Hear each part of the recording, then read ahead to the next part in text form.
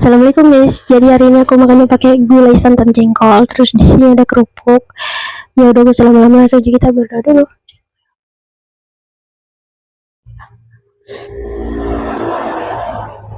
Kita cobain.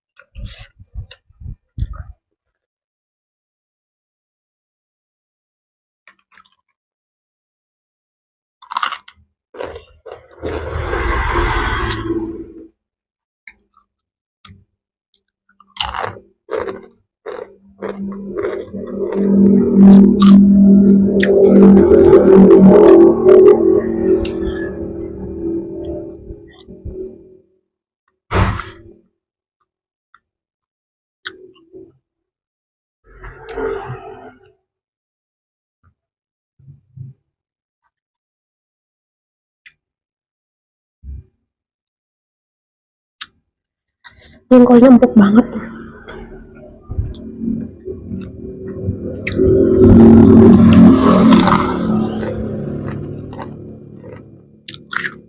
Di sini tuh lagi musim jengkol guys, jadi mungkin ke depan aku lebih sering makan jengkol.